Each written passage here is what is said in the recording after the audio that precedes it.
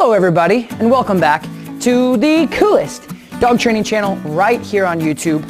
I'm Tom Davis, America's Canine Educator. Thank you for joining me here today. If you're new here, hello, welcome to my channel. If you've been here for a while, thank you so much for your viewership and your loyalty.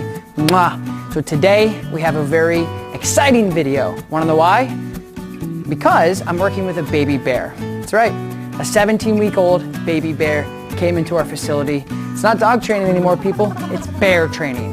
I'm kidding, no, but seriously, we have a 17, 18-week-old chow coming in, cutest thing of all time. Well, this kind of brings me back to the foundation of the leash and what it means to a dog, what it should mean to a dog. And the leash introduction is crucial to create a good relationship, a clarity into the relationship, something that means, hey, good job, bad job, etc. Teaching the dog new behaviors all starts with the leash. As you guys know, when I'm dealing with behavior modification stuff, there's so many complexities. Usually the dogs have worked with other trainers and there's a lot going on within the room and it could be dangerous, and all of that fun stuff usually goes into the sessions I primarily do. And so with that being said, I have to use different tools, use different technologies, just being creative to change it up, to make it successful and to make it pleasant for the dog and the experience within training. And so in this session, all I have for tools is my voice and a piece of rope. So I'm really excited to share this with you guys because, again, it gets me back to my roots of just working with an animal on a leash and figuring stuff out. And I personally love doing this type of stuff. And so I hope you guys enjoy it. And if you haven't yet, don't forget, like this video, subscribe to my channel. Don't forget to turn on your little notification bell so you don't miss anything.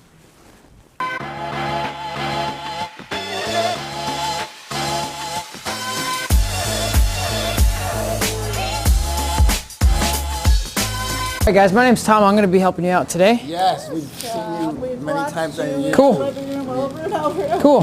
What's his name? His name is Moby. Moby. He named him Moby Dick because when he was the last one coming out, the breeder said he was biting everybody. He was like really.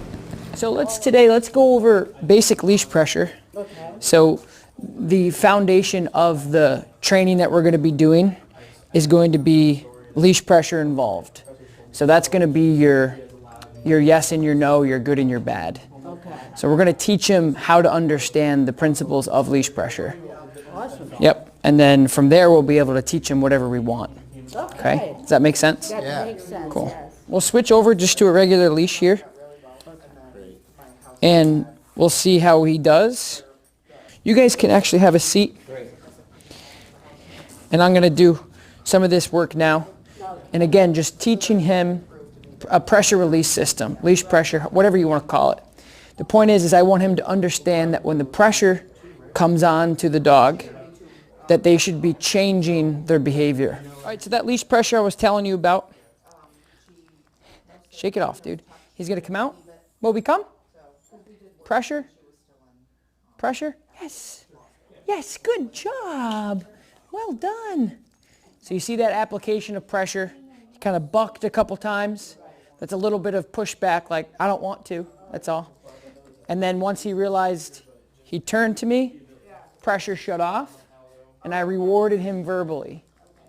So I added positive reinforcement over the stuff I wanted. Because he's not going to be motivated by anything, we're going to have to do like traditional style of teaching him leash pressure. So we're just going to go this way. Good. Moby, come. Good. Come. Good job. Good job, buddy. Come. Good job, bud. Good. Moby, come. Moby, come. Yes, good job. Good job. Come. Good. Good. Moby, come. Come on, come on, come on, come on. Good boy, good boy, good boy. Yes.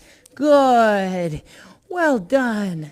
So we got full commitment there off the verbal. So I didn't have to give him any pressure with the leash. Yep. So he's escaping the pressure from the remote via compliance. So I'm saying, hey, come. He's like, yep, sure. Or the remote. I'm so used to saying remote. The leash. Good. Okay, let's go. Good. Moby, come. Yes, good boy. Come on, come on, come on. Yes, good boy. Good job, buddy. All I'm doing at the end. Moby, come. Yes, good boy. Good come. Good boy. That was so good. So what happens is when he gets to the end of the leash, he goes, hey, why is it stuck? And then he comes to me, and then boom, everything happens really great for him. Does that make sense? Want to do it again? Well, come on. Yes, good boy. Wonderful job, buddy. Good. So this is teaching him two things. It's teaching him leash pressure. So he knows like, hey, when this is on, I got to be, oh, okay. Right? But then he's also learning recall, which will become. So two things, which is wonderful. Good job, buddy. Good. So now we're going to take it a step further, and we're going to go back to the heel. So before, when I was trying to get in the heel, he was so, I don't like this. Now I'm just going to simply add what we did with the leash pressure just now and apply it to this. So when he feels that pressure, he's like, what do you want me to do? I'm going to say heel, boom. So the heel is going to be walking right next to me on my left side, loose leash. Yep. Moby, heel. Good heel. Good heel. Good heel. Wonderful heel, buddy. Wonderful job. Good job, bud. Auto sit, love it. Good. None. So he got one little, he went that way. He felt the pressure, but it wasn't by me, it was by himself. And he goes, oh, I got to do something different. Right? So that was cool. So the preliminary stages of teaching him, hey, buddy, if that pressure comes on, come to me. And now he just learned through that. So that leash pressure will be applicable to every other variable when you're training. And we're going to do it with place in a minute too. So I'm going to ask him to place. He's going to go, why is the pressure on? And it's not going to be a lot. Once he gets onto the place, the pressure goes, psh. So I'm going to do this again. Moby heel. Good heel, buddy. Good heel. Wonderful heel. Good heel, Moby. Good heel. Good, Moby, come. Yes, good job. Good. Good, so now we bridge the two, okay? So the two behaviors that he's learning right now, I bridged him. I said heel, he's like, okay, I got this. And I said come, he's like, oh, I remember that too. So that was good. Good. Do you guys have any questions on that? Oh, he's a good boy. Ted? Yes. Oh, so I'm just going to hang out with him because puppies need a lot more breaks than an adult dog. So he's a good boy. Oh, you're being so sweet. Oh, you're being so sweet. He's being so sweet. Good. Moby, sit. Wonderful job. I'll give you food even though you don't want it. But the way that I just wanted to kind of make an example is the way he's looking at me. So when a dog looks at you like that, we think, take all my food. They're just going, did I do it? So don't think that you need to touch him. Don't think that you need to pay him. Just say, hey, buddy, good job. That's all he's looking for. But because they look at you like that, you automatically go, my love isn't enough. Heel. So look at my loose leash. Good heel. Moby, heel. Yes, buddy. Good heel. Lots of positive reinforcement. Outside turn. Moby, heel. Yes, buddy. Outside turn. Moby, heel. Nice job. Heel. Wonderful. Good boy. I'm going to do a recall. Moby, come. Come. Yes, good boy. Big man. Good job. So all we're going to do is we're going to apply the leash pressure and see if he understands how to shut it off. Okay, just with the leash and the collar. That's it. Moby, place. Yes, good place. Break. Good. So you see how he figured that out? Yeah. His little mind was spinning there and he's like, what? And then he felt it and he goes, do you want me to do this? Yeah. And then he jumped on. So that was beautiful. Good. We're going to do it again. And then if he's learning this and we're doing our jobs right, this should get a lot better, a lot faster. Good job. Okay. Moby, place.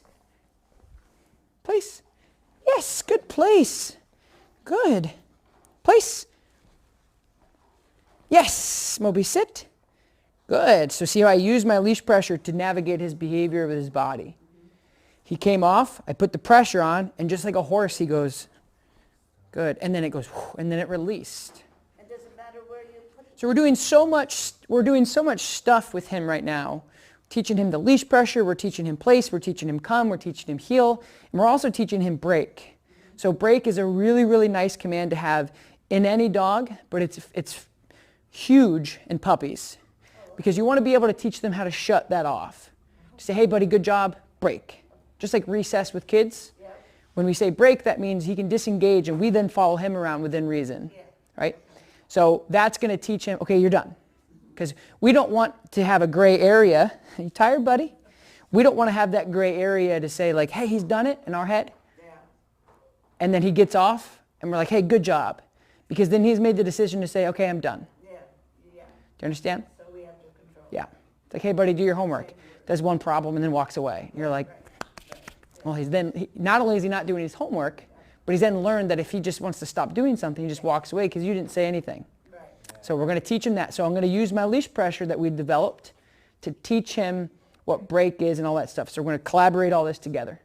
And he's not going to learn break right now or tomorrow, but over time, like when I tell my dogs to break, they run away from me. They just gas right away from me because they're like, yoo-hoo!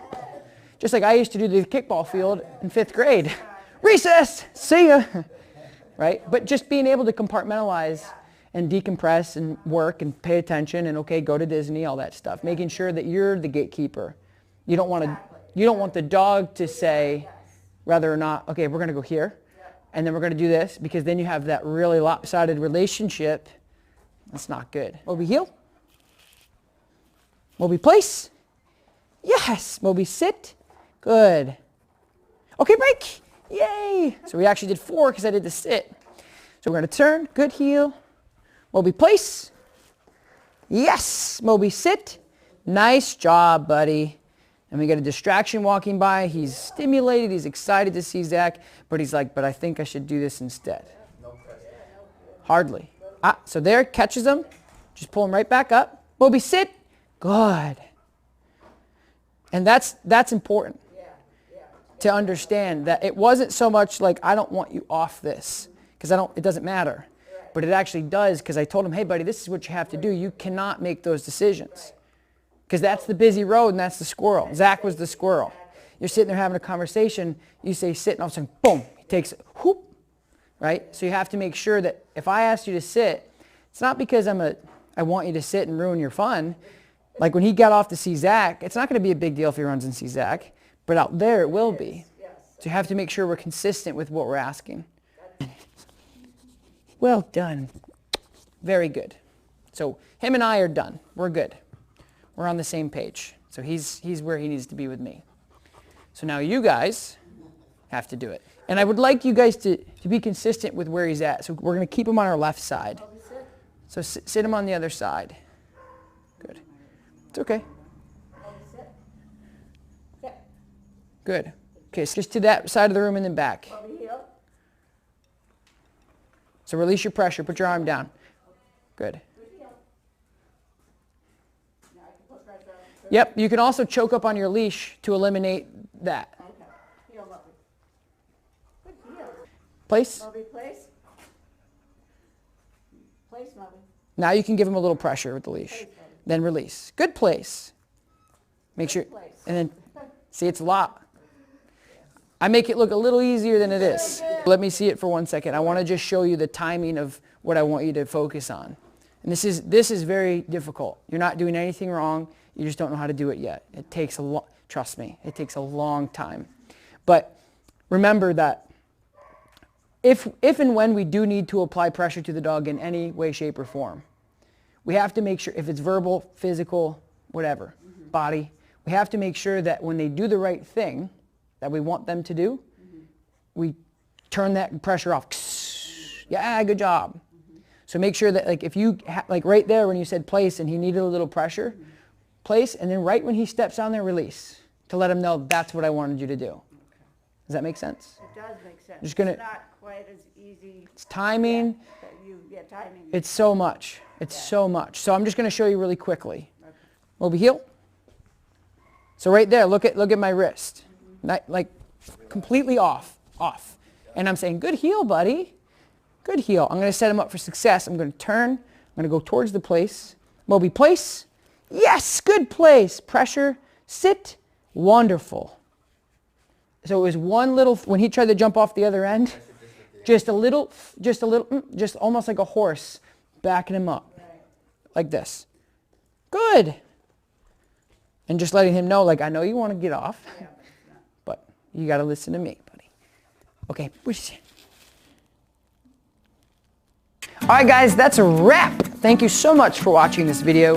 If you haven't yet, don't forget, like, subscribe to my channel. The best way to support me is do those things. Turn on your notification bell so you don't miss an opportunity to win some No Bad Dog merch.